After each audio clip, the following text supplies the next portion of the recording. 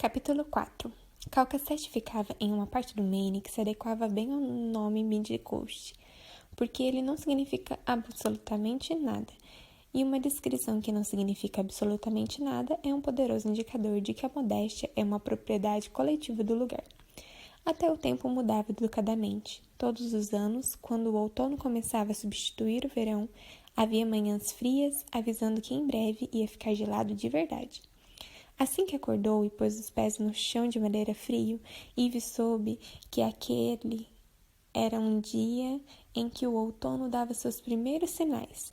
Preparou o chá, comeu uma tigela de mingau de aveia com passas e xarope de bordo e vestiu seu cardigan cinza favorito por cima da camiseta da banda da Calcasieu High School, que ainda resistia 15 anos depois, e da calça jeans. O casaco deixava um rastro de bolocas felpudas por toda parte, mas resistia desde a faculdade. Quando vestia aquele casaco e bebia algo quente, gostava de imaginar que isso lhe dava superpoderes outonais e um certo apelo acolhedor. Ela poderia trabalhar, deveria trabalhar. Havia uma vozinha que ficava cada vez mais alta dizendo: faça alguma coisa, faça alguma coisa. Tinha e-mails para responder, incluindo um de Nona Power Brown, professora de Harvard, com o assunto Seu ouvido atento. Eve às vezes chamava a si mesma de bisbilhoteira profissional, mas era transcritora. Trabalhava principalmente com gravações de entrevistas de pesquisadores e jornalistas, embora também tivesse o que chamava de clientes endinheirados, que queriam o registro de reuniões ou apresentações do conselho. Ela sabia que parecia entediante para as pessoas que achavam que seu trabalho poderia ser substituído por um bom software. Tim, certa vez, brincou que seus cartões de visita deveriam dizer para quando a tecnologia, por pouco, não funcionar. Ela, de fato, via pelo retrovisor a tecnologia e a automação em seu encalço. Não que todo mundo com quem trabalhava não passasse pelo mesmo, mas ela sempre tinha achado que era algo fabuloso. Significava colocar fones de ouvido e passar horas ouvindo as histórias das pessoas, imitando sotaques, surpreendendo-se com a voz vacilando ou caindo na gargalhada. Muitas vezes desenvolvia ideias elaboradas sobre como elas eram ou o que vestiam e pesquisava imagens delas à meia-noite, sentada na cama com o rosto iluminado pela tela do laptop para ver se estava certa. Ela era boa, era capaz de digitar quase com a mesma rapidez com que ouvia, e um repórter do Boston Globe dizia que ela era a única mulher capaz de traduzir murmúrios para o inglês de maneira confiável. Tinha sido ele quem a colocara em contato com Nona, sua cliente favorita, uma economista do trabalho que escrevia o que chamava de biografias ocupacionais. A última tinha sido sobre a exploração madeireira e Eve transcrevera quase 200 horas de gravação. Ela seria capaz de explicar o que era um operador de sineta. Sabia que a exploração madeireira tinha a maior taxa de mortalidade per capita de todas as atividades profissionais nos Estados Unidos. Isso não era útil em festas, ou não seria, se ela fosse a festas. O e-mail de Nona dizia que ela estava planejando escrever um livro sobre os pescadores de lagosta do Maine e que só ia começar o trabalho dali a pelo menos um ano, mas queria saber se Eve estaria interessada em ajudar na pesquisa. Não apenas com a transcrição, mas também com as entrevistas e auxiliando Nona a se orientar. Isso seria uma espécie de promoção. Sempre tento trabalhar com uma pessoa local, escreveu ela, e naturalmente pensei em você de imediato. Não sei como está a sua agenda esses dias e ainda vou demorar um pouco para começar, mas me avisa quando tiver tempo para conversarmos. Naquele momento, no entanto, o ouvido atento de Eve estava praticamente em hiato. Ela ainda não havia respondido a Nona. Fazia pequenos trabalhos aqui e ali para não ficar sem dinheiro, mas a ideia de percorrer as cidades ao longo da costa, tendo seu trabalho interrompido por condolências que fariam pensar de novo em seu casamento, era demais para processar naquele momento. A maioria das coisas era demais para processar. Então, em vez de responder e-mails de clientes, devorava livros que andavam com ela de mesa em mesa, de cadeira em cadeira, enquanto lia, parava e lia mais, colocando um pedaço de papel entre as páginas para marcar onde parara. Naquele momento, ela já passara de um terço de um grosso romance sulista que queria ler desde que ouvira o autor no rádio falando sobre como tinha crescido morando em cima de um salão de beleza com a família e um macaco de estimação ilegal. Ela estava deitada no sofá, tentando ignorar a voz que dizia, faça alguma coisa, quando ouviu uma batida na porta que só podia ser Andy com inquilino em potencial. Ela se levantou rápido e foi em direção à porta da frente, mas no meio do caminho parou. Seus olhos pousaram na corniche da lareira, onde havia 2 velas perfumadas, marmorizadas e uma escultura de madeira flutuante que ela detestava, de algum lugar à beira-mar que ela havia comido um sanduíche de lagosta. Abriu a gaveta da escrivaninha no canto, pegou a foto de casamento e um porta-retratos prateado. Tinha adorado o gazebo, odiara o vestido, mas posicionada entre as velas, a foto talvez testemunhasse a seu favor, atestando que ela estava sofrendo de maneira adequada e não um monstro. Ela não era um monstro. Ela foi então até a porta. Quando abriu, Andy não estava lá. Havia apenas um homem, surpreendentemente alto, com olhos verdes e cabelos escuros, com alguns fios grisalhos. O braço esquerdo estava mais bronzeado, provavelmente por tê-lo deixado apoiado na janela do carro. Ah, disse ela, oi. Andy não havia mencionado que o tal amigo era particularmente bonito, mas era provável que ele nem tivesse reparado. Andy era um cara legal, mas muito tapado em relação a essas coisas. Ivy, disse ele. Aposto que você é o Jim, disse ela estendendo a mão. Ele apertou a mão dela. Prazer em conhecê-la. Espero que não se importe. Achei que se trouxesse o Andy, talvez você se sentisse forçada a dizer sim para que ele calasse a boca, então preferi deixá-lo em casa. Ela olhou para os olhos dele, os pulsos, as maçãs do rosto alta, todos os anos de sol em sua pele e o fato de não parecer tão jovem quanto ela havia imaginado. Tudo bem, entre, não tem problema. Lembrando-se de soltar a mão dele, Ivy deu um passo para o lado e ele passou por ela para entrar na casa. Ao fechar a porta, ela se defrontou com o ombro dele e sentiu um cheiro de roupa limpa e talvez de bacon, que imaginou que Andy tivesse colocado diante dele a manhã toda, ao lado dos waffles congelados que as garotas gostavam de comer nos fins de semana. Quando chegou à cidade? Perguntou ela. Ele deu uma olhada na sala por um instante. Ontem à tarde. Fiquei matando a saudade do Andy e das meninas. Já fazia alguns anos que não nos víamos. Parece divertido. As meninas perguntaram onde você mora. Elas estão muito interessadas em geografia ultimamente. Mapas e globos, o relevo do litoral. Perguntaram. Tive que prometer levar as 2 para andar de metrô um dia. Acho que vão ficar decepcionadas por não se parecer tanto quanto uma montanha-russa, quanto no mapa. A Lily chamou você para brincar de Doutora Brinquedos?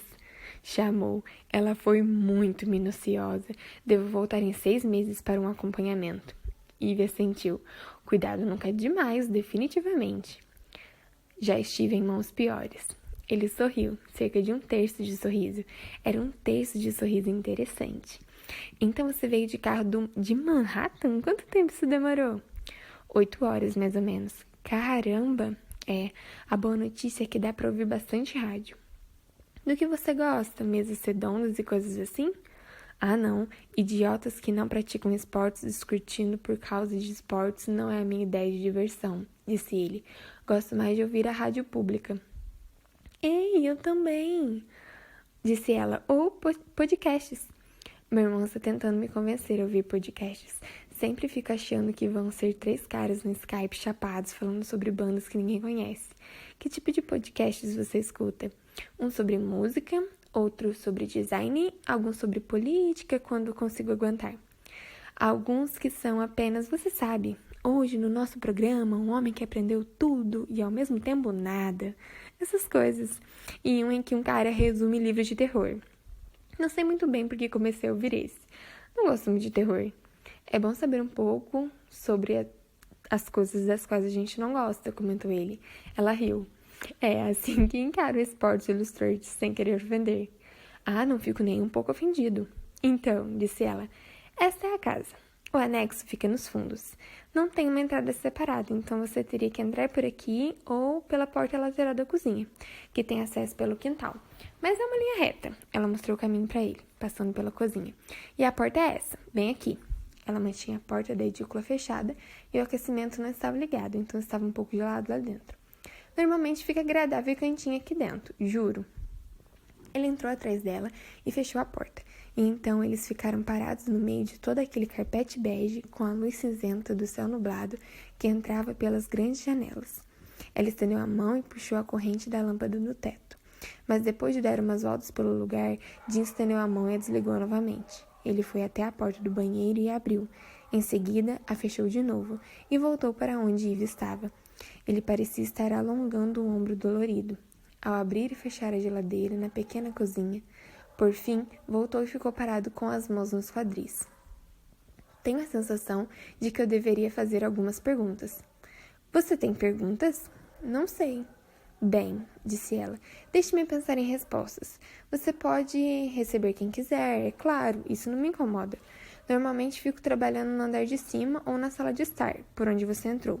Tem essa pequena cozinha aqui, mas se precisar de alguma coisa da cozinha grande, há espaço de sobra. A única coisa que eu sei fazer bem é queijo quente, disse ele, e Pringles. Eu também sou bom com Pringles. Só tubos de Pringles ou tipo você cozinha com Pringles?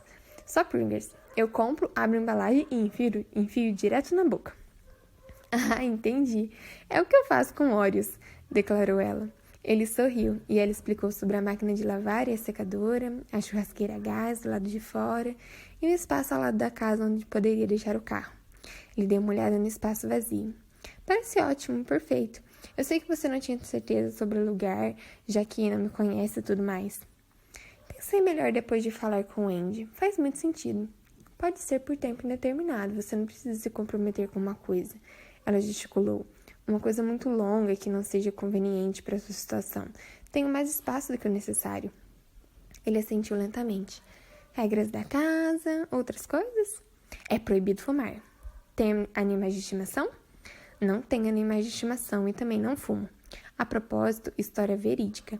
Um amigo meu tinha um dog alemão que tentava comer o Marlboro Lights dele. Foi parar no veterinário por causa disso uma vez. Bem, pelo menos era um light. Sim, ele ficou bem. Você não gosta de cachorros? Gosto. Sempre quis ter um, mas acabei nunca resolvendo isso. Ah, acontece. O Andy disse que você está pedindo $800, certo?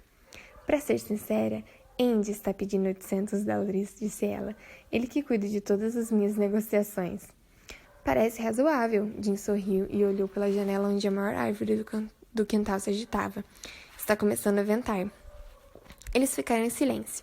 Ela viu um carro passar lá fora e mais vento. Um monte de folhas voou pelo quintal. Parece um dia perfeito para uma xícara de chá, disse ela por fim. Imagino que você goste de Gatorade ou algo assim. Você toma chá? Quando está frio, tomo sim, respondeu ele. Gatorade quente não é nada bom. Eles foram para a cozinha e se sentaram um diante do outro na mesa de madeira. Ela desejou ter jogado fora o punhado murcho de salsa que estava guardando em uma jarra de água. Então, você e Andy cresceram juntos em Denver? Ele fez que sim com a cabeça. E o que aconteceu depois? Fui para a Universidade de Cornell jogar beisebol. Me formei, fui convocado, joguei na segunda divisão em algumas equipes. Depois fui jogar no Marlins em 2008. Marlins? Arriscou ela. Isso. Mas naquela época, antes de comprarem um novo estádio, era Florida Marlins. Então morei em Miami por alguns anos, depois fui negociado para os Yankees e me mudei para Nova York. E agora estou desempregado. E você? Nada, nem de longe tão interessante. Cresci aqui, em Calcasieu. Meu marido Tim e eu estudávamos na Universidade do Sul da Califórnia. Ele fez medicina lá. Em seguida disso, Tim fez a residência em Portland. Eu morava aqui, então era uma relação a semidistância. Depois ele se mudou para Calcasieu, nós casamos e compramos essa casa. Isso faz 4 anos.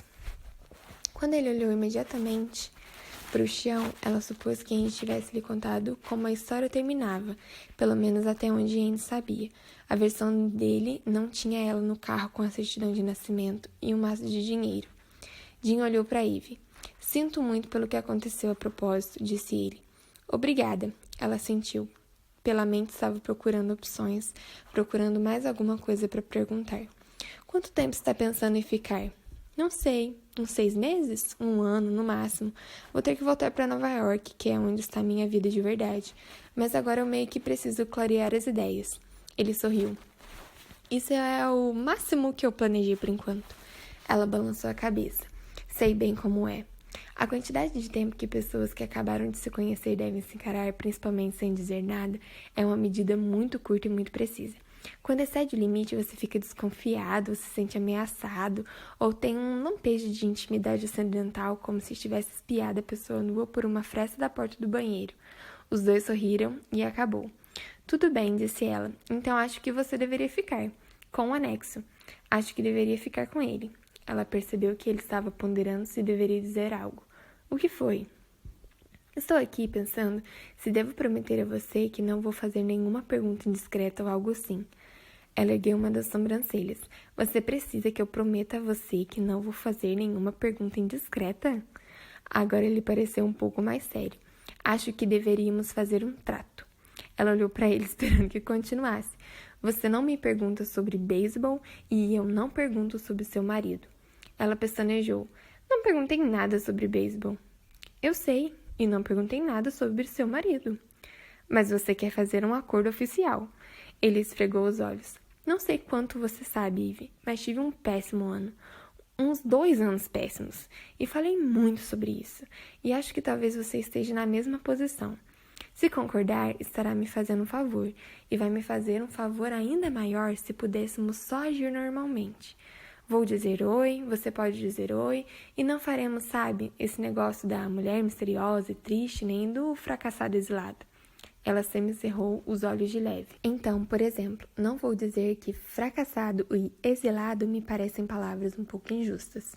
E eu não vou perguntar por que mulher misteriosa e triste não parece. Ela estendeu a mão por sobre a mesa. Em vez de segurá-la como um aperto de mão, ele pegou a mão dela com a esquerda. Negócio fechado? Perguntou. Ela sentiu, notando as sardas na parte de trás do pulso dele. Ah, pare com isso.